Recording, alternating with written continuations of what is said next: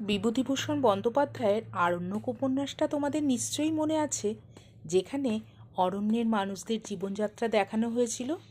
আজ আমি সেখানকার পরিবেশের মতোই একটা সুন্দর জঙ্গলে চলে গিয়েছিলাম। না, এটা কোনো ঝাঁ চকচকে পরিবেশ নয়। নেই এখানে কোনো বড় বড় বিল্ডিং। শহুরে চোখ ধাঁধানো পরিবেশ থেকে কিছুটা দূরে এখানে গেলে পাওয়া যায় স্বস্তির নিঃশ্বাস, পাওয়া যায় অপার শান্তি। এখানে গিয়ে একটা গান আমার খুব মনে পড়ছিল। আরো দূরে চলো যাই, ঘুরে আসি, মন নিয়ে কাছাকাছি, তুমি আছো আমি আছি পাশাপাশি, ঘুরে আসি।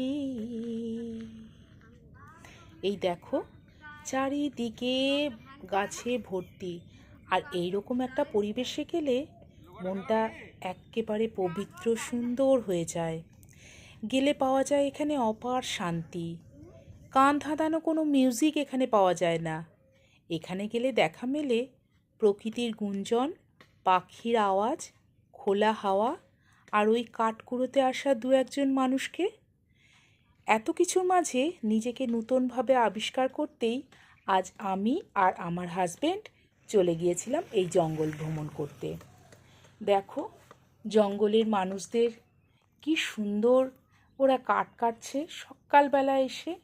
কোনো তাড়াহুড়ো নেই, জীবনে এগিয়ে যাওয়ার কোনো একে অপরের সঙ্গে কম্পিটিশন নেই। ওরা নিজেদের কাজেই মত্ত হয়ে আছে। হ্যাঁ, আমাদের সাথে গল্প করলো, মানে ওদের জীবনী শুনে এত ভালো লাগলো। আমরা শহুরে মানুষরা সব সময় একে অপরের সাথে কম্পিটিশন করি, কাউকে সরিয়ে দিয়ে এগিয়ে যাওয়ার কম্পিটিশনে আমরা মত্ত হয়ে থাকি। কিন্তু এখানে গেলে সত্যি প্রকৃতির কাছে অনেক কিছু শেখা যায়, জীবনে একটা শান্তি পাওয়া যায়। আমরা চলে গেলাম আরও আরও আরও অনেক দূরে। না, আমাদের আজকে কোনো তাড়া ছিল না। ওই মনে আছে চাঁদের পাহাড়ে সেই গল্পটা, যেখানে শঙ্কর নিজেকে খুঁজতে চলে গিয়েছিল? না, ওর অতটা নয়।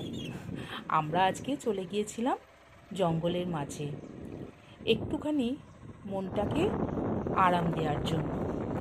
আর তারপরে ওই মানে উদিত সূর্যকে সাক্ষী রেখে